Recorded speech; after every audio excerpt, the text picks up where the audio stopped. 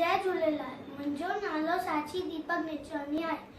मां 8 साल जी आहियां। हाणे मां तव्हांजे सामूहिक आखाणी पेश कंदमि जंहिंजो नालो आहे लालच बुरी बला आहे। हिकु ॾींहुं हिकु जंगल में हिकु ॿुढो शींहुं रहंदो हो। हू हेतिरो त कमज़ोर थी वियो हो जो पंहिंजे खाधे खुराक लाइ शिकार बि न करे सघंदो हो। हिकु ॾींहुं जंगल में घुमंदे घुमंदे हुनखे हिकु सोन जो कंगड़ मिलियो। सोन जो कंगड़ वठी हू कुझु वीचार करण लॻो।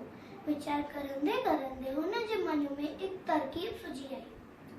हू नदी जे किनारे वञी वेठो ऐं ईंदड़ वेंदड़ राहगीरनि खे ज़ोर ज़ोर सां चवण लॻो, मां त हाणे बेहद ॿुढो थी चुका आहियां। अॼु न सुभाणे इजो मुंहिंजो मौत आयो। हिन पापी पेट लाइ मां केतिरनि जीवन जी हत्या करी आहे। मरंदे मरंदे मां पंहिंजे मन में त्याग ऐं वैराग जी भावना जागी आहे। राहगीर बि सियाणा हुया। हू चवंदासि, तूं त हिकु खूंखार जानवर आहीं, तो ते कहिड़ो भरोसो असां तुंहिंजे वेझो अचूं ऐं असांखे मारी खाई वञे। तो ते विश्वास करण माना पंहिंजे जान जी बाज़ी लॻाइण। शींहुं चवंदो हो, हाणे ही मुमकिन कोन्हे। मां त हाणे बेहद ॿुढो थी चुको आहियां। मरंदे मरंदे मां पंहिंजे पापनि जो पछताव करणु थो चाहियां।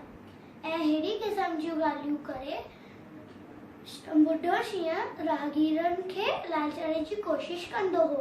हिकु लालची राहगीर हुनजी मिठियूं मिठियूं ॻाल्हियूं में फासी वियो ऐं पुछण लॻो, मूंखे ही कंगड़ पाइण करे छा करणो पवंदो?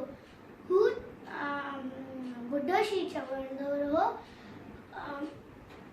वधीक कुझु न, तोखे बसि नदीअ में सनानु करे पाणीअ जो बुख भरे अचिणो आहे ऐं मुंहिंजे मथां छंडो लॻाइणो आहे।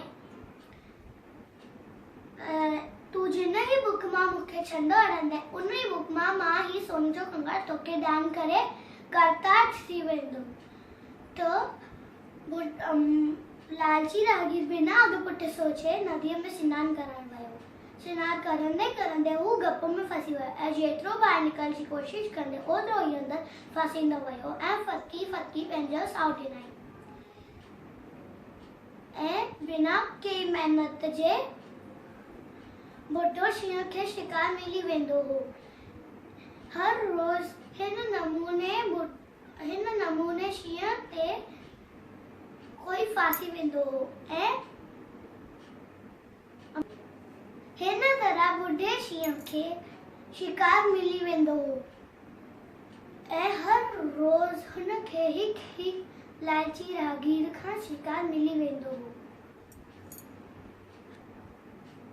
हिन कहाणी मां छा सीख मिलंदी आहे कि असांखे लालच न करनी चाहिए।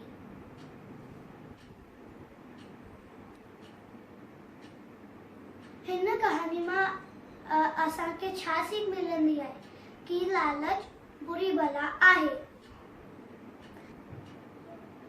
जय झूलेलाल।